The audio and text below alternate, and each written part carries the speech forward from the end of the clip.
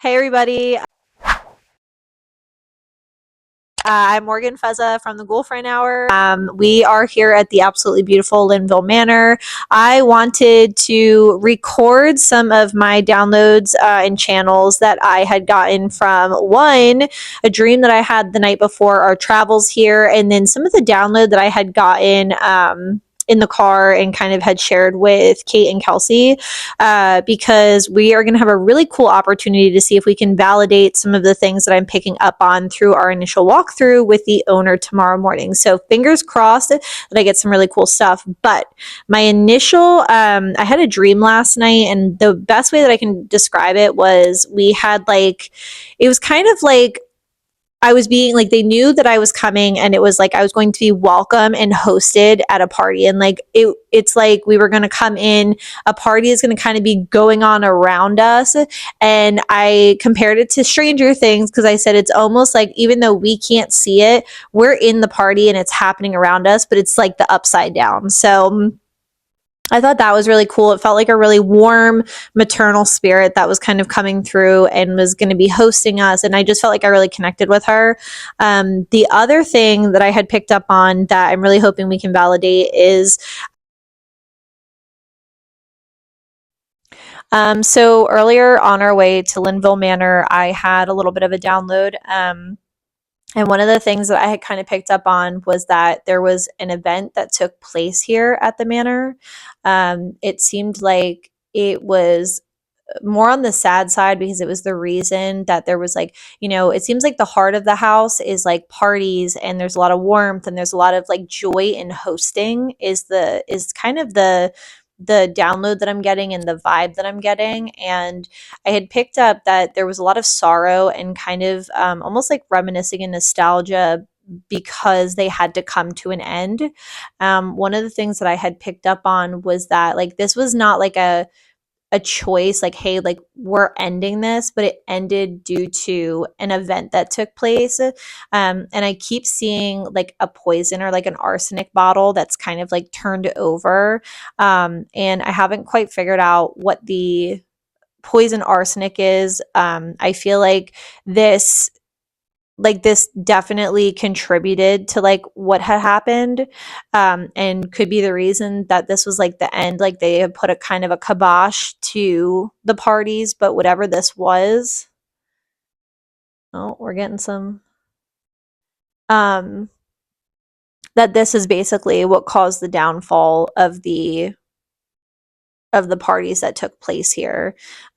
So I'm interested to see if we can get this validated. We will have a chance to meet with the owner in the morning. So I'm hoping that some of the things that I'm picking up on, that we can explore that a little bit. Like a catalyst that kind of took place that kind of kiboshed those happenings, and kind of put an end to them, and slowly kind of killed off this like happy kind of nostalgic space. So there's just, that was one of the things that we kind of wanted to validate with you. Well, I'll say that a lot of people, before they even come to the house, like if they know they're coming, they kind of start to have dreams or visions or sensing things. And a lot of times people tell me like, I saw something and it just made no sense and I don't get it. But then they come and they're like, I get it now. Yeah. And so you mentioning that, like there's a couple of things that I feel like it could be or could tie into, but I think that's very, very specific. In fact, like in the 1950s, the house was owned after the historic Bowie family. They actually had to sell the house because of a medical reason, but they had the house from like late 1600s until 1950. That was with one family. Okay. But in the 1950s, the family sold it to a friend, Calvin and Gladys Johnson. Calvin Johnson had been a state representative from Illinois, so if anybody's got any connections to Illinois, they may have been like hanging around you too. But the Johnsons were a very strong political force. When they moved here, they invested lots of money into the house. Basically all the wallpapers you see are from that time. The columns in the front were added by them. They added the entire ballroom wing, the extra bedrooms, all the bathrooms, because when they moved in, I think there was one bathroom. So like they invested in this house. So to me, a lot of times they will come through and be very present to people. Okay. It's interesting that you mentioned parties and gatherings, which is something we do now, but I think that we're very reflective of the times in the 50s when they moved in, because, I mean, here we are, 30 minutes outside of DC, 30 minutes from Annapolis. It's like the perfect getaway for the weekend, secret spot, and they hosted all these parties. And then you kind of mentioned maybe like a poison or something. Well, there was this one party, and they were antiques collectors, and they had gotten this French chest. I think from like the French. I have it, so I'm going to show you my notes. Yeah. I have a whole list of just random keywords, things that I saw, names, dates, whatever.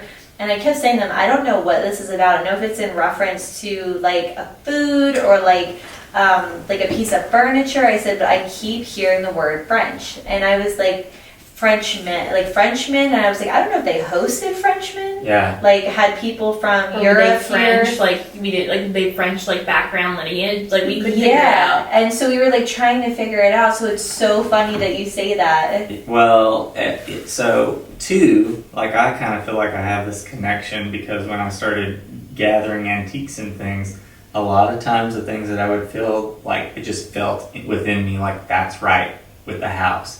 It would have a French style, like these busts up here, literally a $15 Goodwill find, right? Well, I love those are that. the best kind. But yeah, but it's sort of like I don't feel like I just found it by coincidence. It's like I was drawn to be in that location to find them the exact day. And again, it's like this sort of French looking, and it just fit in. But I can tell a million stories from a million stories, but this French chest, they literally set up a big social gathering about it. It was to be a big dinner where they had a nice French meal. They, like shared like French history, and then they brought out this massive chest, and the whole thing was to open it.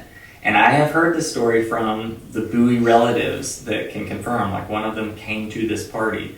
But the whole thing about the party was when they were having their dinner, talking about the chest, one of the visitors to the event was like, yeah, I don't know about opening it because a lot of times they would sort of be booby trapped with a poison.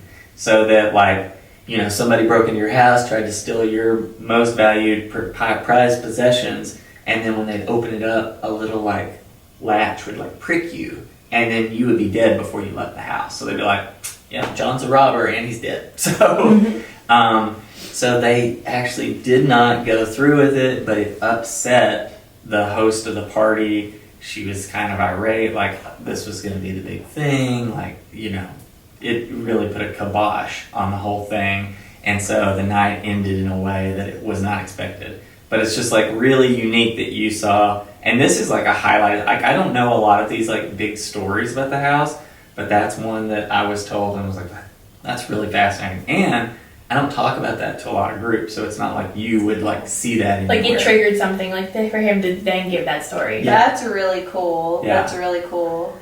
I feel like another thing too, because you had talked about dreams, I had told them that I had a dream the night before, and it was they knew we were coming, and there was a very like maternal female spirit who kind of came through, and it was like we know you're coming, we're expecting you, and we're like ready to host you. And she showed me, like I said, it was like Stranger Things. It's like the upside down. Like I could see us here, and they were in their time period, and the party is going on around us, but we're only kind of catching like the remnants of it. So it felt like while we were here doing our thing, they were technically hosting us and kind of moving around us, and like the food was on the table and all of this, and so like they were ready to host us for a party. And I thought that was really cool because it was like that